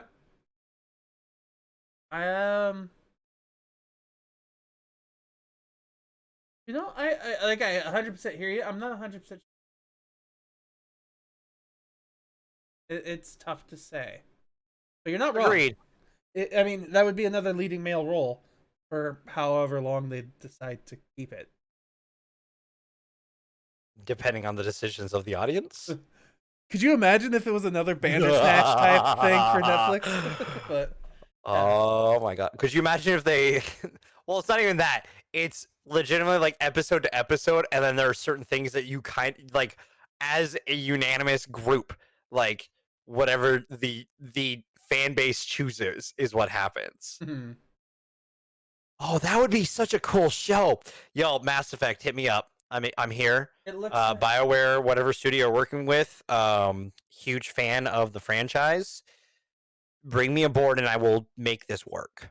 Yeah, it's the question that this website is asking when it comes to that is how much of BioWare's original trilogy is going to be fit into a single film. Oh God, if it's a single film. Oh, okay, never mind. This isn't gonna work, is it? It's not gonna work, But it's is going it? to be launching a cinematic universe. So, like, at least that's the goal here. I don't think it's going to work personally, but that's only because I'm thinking of other movies where they tried to go too far with it all at once, like the Dark Universe. That's what I'm. That's 100% what I'd be afraid of with a Mass Effect universe. Like there is a lot of lore and stuff like that in there. So, but jumping back though to the superhero news, Superman news. It's also being reported by the same website that they're looking for a black actor to take over the role of Superman. Makes sense because Earth 2 has a black Superman Okay. in it, and I think he becomes president of that universe. Fun I fact. mean, don't isn't there also one in Rise of the Supermen? Yes, Steel. He's one of the Supermen in that universe. Sort of. He's Superman adjacent, if that makes sense. He's part of the super family. He doesn't really ever get this title of a super. He's just inspired by Superman because of his death and him saving him. He like says like, "Screw it, I'm gonna be a hero too. Okay. This guy saved my life. I'm gonna save people too." But I doubt that's where the direction they would go with it. I feel this would be more of an Earth 2 Superman. Okay. So a reset of Earth 1 into Earth 2 of the DCEU. Kinda. Maybe. Maybe they'll go with it because I think that Earth also has a Justice Society instead of Justice League. Okay. They're the Earth that I think still has Justice Society. So maybe that's how they'll work it. And which Earth has the anti-Justice League? Oh God, I hope we don't have to deal with that. God, they would butcher that much. I bet you anything we'll probably see a little of it in like the Flashpoint Paradox. I highly doubt he'll stop at one universe. Yeah. So, but moving on from that though, because like next bit of news, unless there's anything else you'd like to talk about. No, we're good. Like, speaking of like a black Superman, I feel like that kind of connects with this bit of news because it also connects to her last month's movie themes with Ava DuVernay. She has started a new, I guess it's a service called Array Crew, which is a database to help diversify the people working in Hollywood. It's supposed to be for the minority. Oh, I saw this. Yeah, it's for minority peoples so they can get their foot into actually working on Hollywood film shoots.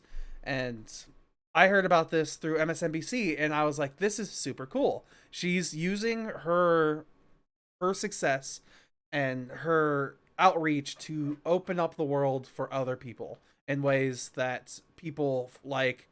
I hate to say it, like Morgan Freeman, like he doesn't do this kind of stuff. In interviews, he's been quoted in saying that people just aren't trying hard enough. They need to try harder. But that there isn't like an inherent racism to the world. But people like Ava are sitting here doing their best to be like, there is a stigma towards people of color in the world, and I'm doing my best to get them out and into the world, which I appreciate. Yeah. No, I think this is an awesome thing. Mm-hmm. And she was talking about how in this she's been saying, it says here, I've started working on this when I started working on Selma, really coming through the independent filming world and being able to really curate what my crew looks like because, you know, we're making independent films and we're making it with friends. So there's a lot of women, but there's also a lot of people of color. There were a lot of white guys. There were a lot of all kinds of people on those sets. When I get into the studio system, it became more rigid. There were certainly people who were approved to do certain jobs, and what you start to get into is locked by systems where there's only a handful of certain kind of people making the certain decisions for larger TV shows. So, once you get to a certain level, you hit a barrier. You hit a quote unquote glass ceiling. Yeah, and she's trying to help get people through it. I can appreciate that a lot, though, because I mean, like, let's be real. That is really rad to be able to do that, because I mean that's using your like position of like where you've gotten so far to be able to like improve the lives of others as well. Mhm. So, you know, hell yeah. How can any of us how would anyone say no Mhm. to that? I agree. Like, I actually, I to play devil's advocate to that question, Well, me as a college educated white boy with a film degree will now have a harder time getting into Hollywood. okay, bullshit. Yeah, that's literally. I know you're playing devil's advocate to play like show the other side of the argument But of literally, that's a how dumb bullshit it side of is. the art of it. It Yeah, is such a bullshit argument. they're The taking main away are my missing jobs. you. Well, Yeah, and obviously you're just not trying hard enough. mhm. So, and if you want to hear more about like what DuVernay has to say about this stuff, there is an awesome 8-minute interview with NPR where they talk about her motivations and stuff like that. So I recommend listening to it if you have 10 minutes. Yeah, And you have 10 yeah, minutes. you almost definitely do. You just listened to us talk for over 2 hours about fucking superhero movies. You have 10 minutes. Mhm. And there's still more news. So moving on. Um, you heard about some really good news. It's my favorite news. I'm excited for this. Um, Avatar Studios. Okay, yes, Avatar Studios. I didn't know where this was going to go originally, so. Yeah, no, I've said random bullshit like that before. My favorite news of the week: Tom married Jill. Oh my god! Yeah, no. Yeah, this one is super exciting to me because we are going to get literally an Avatar: The Last Airbender and The Legend of Korra world. There's an entire studio based off of making TV shows and movies in the world of Avatar: The Last Airbender. And that's so freaking cool. And No, that's awesome. yeah, and it still has the original creators. It has Michael DeMartino and Brian. I can't remember his name. This makes sense why they left the Netflix show. Yes, but they also left it because they were having disagreements. Because Netflix was like, well, let's do this instead, but they're like, no, we need to do this. But Netflix like, we're gonna do this. So the Netflix show is gonna be bad again in its own little way, but. But now we have Avatar Studios, which means they pretty much went from Netflix going to like Nickelodeon being like, hey guys, so you know how some of your properties that we've made did really well? What if we got to do more? What if we got to do like an Earthbender and a Firebender next? Because we haven't done that yet. Like, I literally saw a thread on Reddit the other day that was like, I saw yeah, what you're talking about. yeah, it's where like I would watch a show about the Firebender being the Avatar, and then I would watch a show about the Earthbender being the Avatar, and it was I would watch a show about an Airbender being the Avatar after Aang and not trying to be exactly like him, but also living up to his legacy. I would watch a show where they just pick any random Avatar from before Aang, any of the ones that we've seen before. I would watch a show about the Cabbage Man. And all of this is accurate. Yeah. I would genuinely 100%. actually like that last one is a fucking joke, but you really think about it, the Cabbage Merchant goes from a refugee from city to city with a cart to freaking being a competitor for the largest manufacturing company in all of the world. Like, that's a journey, my friends. It would at least make really good shorts. Yes. I mean, it was a comic, I'm pretty sure. But so, but the one problem I have with it, is the content is going to be for Nickelodeon and Viacom CBS's new streaming service, Paramount Plus. yeah, saw that. And Paramount Plus, which is next bit of news that I want to talk about, is something that I'm kind of disappointed about because it's yet again another streaming platform, but this is one of the ones where they've kind of combined a bunch of stuff into it. It's like HBO Max.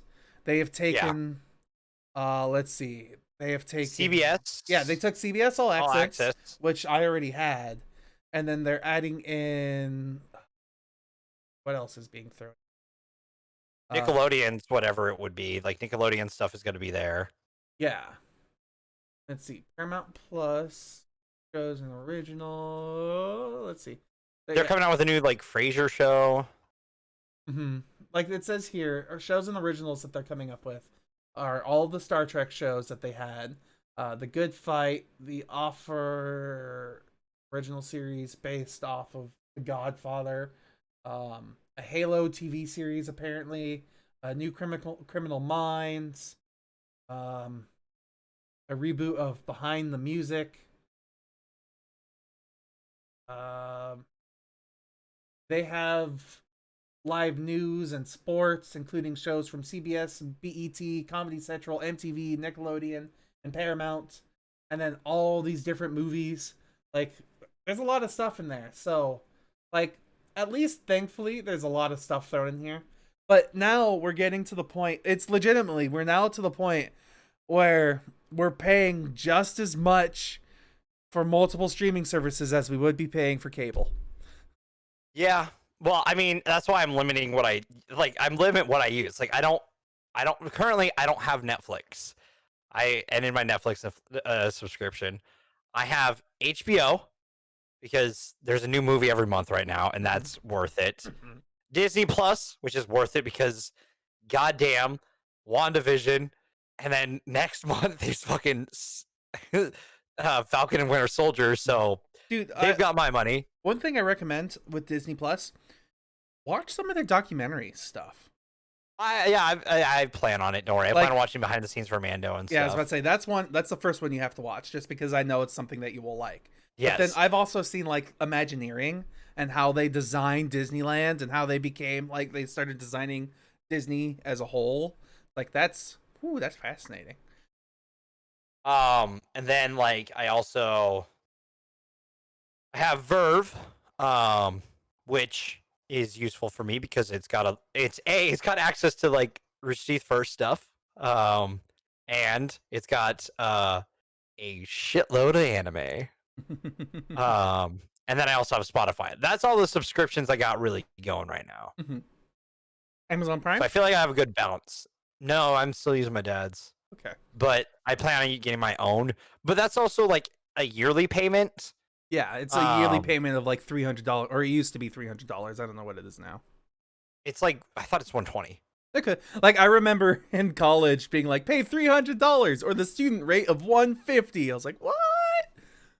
That could be crazy. And then like I guess Costco too, but I got that for Christmas this year. Got a Costco membership. Yeah, that's still really cool. Like that's the best adult gift ever. That's the most adult gift I've ever gotten, but the best adult gift especially I because think I how will cheap ever it get. is. Well, it's both cheap and not cheap at the same time. Like Costco sells all their stuff at fairly decent prices, but then you're also buying like 700 rolls of toilet paper because that's all they sell them in, packs of 700. So I mean, I have a pack of that by my bathroom door. I'm like, man, I do not go through that much toilet paper. I have had, like, my dad gave me one set of those before, and like it lasted me like 2-3 months. Like I might go to the bathroom like multiple times in the day, but like I don't use a ton of toilet paper. I don't run out of a ton of toilet paper. It's just like I would do that to get, like, if I had a Costco membership, it'd be awful for me because I would get snacks. Like I get the giant box of fruit roll-ups, and I'd get You got to get the Welch's. Welch's are healthier and they taste great. Yeah, I've had the Welch's fruit snacks. They're not bad. They're better than the Kroger fruit snacks, that's for sure. Oh god, don't even bring up that.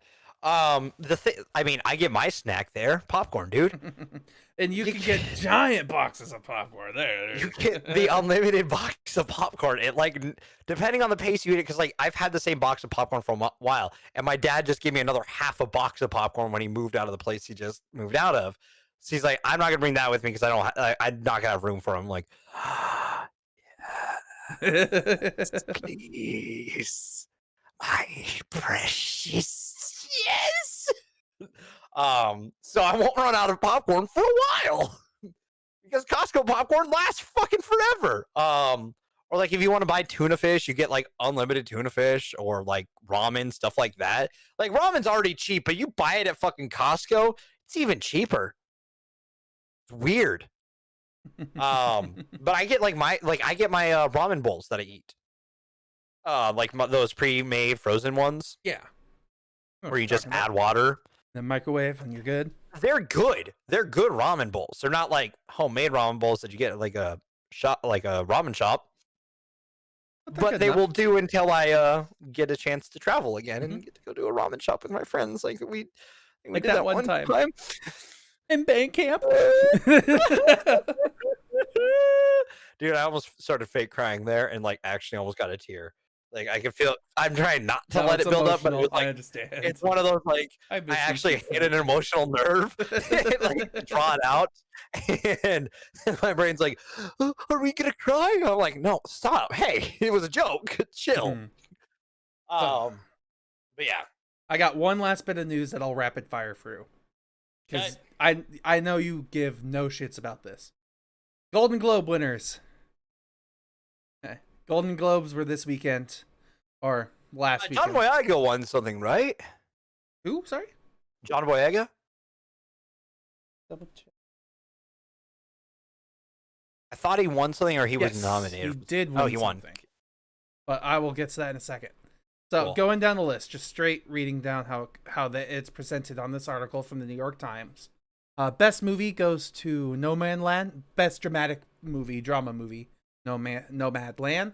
Best comedy/musical goes to Borat subsequent movie film. Best director for a motion picture goes to Chloe Zhao for Nomadland. Best performance of an actress in a dramatic motion picture goes to Andra Day for The United States versus Billie Holiday. Feel free to speak up at any point if you want. Oh, you're good. You're good. Okay.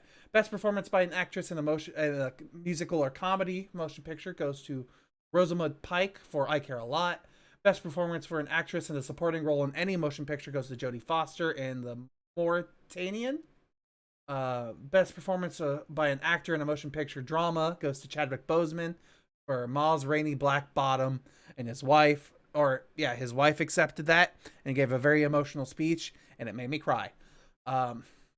Best performance by an actor in a musical or comedy goes to Sacha Baron Cohen for Borat subsequent movie film, which I think is really interesting. It's not surprising because I mean that movie works today. It does even more. It does. Best performance by an actor in a supporting role in any motion picture goes to Daniel Kaluuya for Judas and the Black Messiah. So that's awesome. Best screenplay motion picture goes to Aaron Sorkins for The Trial of Chicago 7. Best original score in a music picture goes to Trenton Razor, Atticus Ross, and John Batiste for the movie Soul, which is something that we need to see at some point. Yes, that's the reason I haven't watched it yet, is because I know we probably will review it at some point. Best original song in a motion picture goes to Io Scene for The Life Ahead. Best motion animated picture is Soul. Best motion foreign picture is Minari. In television, the best TV drama is The Crown. The best TV comedy is Schitt's Creek. Best limited series, anthology series, or motion picture made for television is The Queen's Gambit, with Anya Taylor-Joy also getting the best actress in one of those shows. Best performance by an actress in a television drama is Emma Corwin in The Crown. Best comedy actress is Catherine O'Hara. Best performance by an actress in a television supporting role is Gillian Anderson in The Crown. Best performance of an actor in a television series drama is Josh O'Connor in The Crown. So if you're learning anything, you should watch The Crown. Best performance by an actor in a television series musical. That's a Netflix one, right? Yes. Well, we already went over this. Yeah. Best performance by an actor in a musical comedy is Jason Sudeikis in Ted Lasso. Best performance by an actor in limited series of a motion picture and television is Mark Ruffalo for I Know This Much Is True, which I saw this. It's great. He plays a pair of twins. And okay, yeah, that one. And it's cool because they did the filming at different times. So one twin is overweight while the other one is not. And I think that's just fancy. And then the last one here is best performance by an actor in a television supporting role is John Boyega in Small Axe. All right. Hey. Those are the Golden Globe winners for 2021. We are winners here. We're all winners here. Sloan. We all win here. You'll float too. Hey, you'll float too. You'll float too. Next week's movies. Next week's movies. Hit me with those movies, Dev. Since We are doing the Christopher Reeve Superman 1 and 2. This is actually, other than Kick-Ass, these are the movies I'm kind of most interested in. Myself, personally. Don't get me wrong. Zack Snyder's Justice League will be an experience. Oh, it's gotta be an experience, but that's a different kind of experience. We have to watch that together. I want to watch that together if we can. If we can, okay, but I also want to watch it with friends too. Movie night. We'll figure it out. Maybe dude, it's Watch it potentially multiple one that times. I'm gonna listen. Yeah, it's one that I might have to watch multiple times before then, because I have that Sunday off. I might have that Saturday off because it's also the Saturday before my birthday. I'll see what I do. We'll see how this goes. We'll see how it goes. But if we could somehow watch this at the same time, I would be happy. If not, okay. Yeah. But next week, Superman 1978 and Superman 1980. It'll be great. I got nothing else. Da, da, da, da, da, da, da, da, da, da, da, da, da,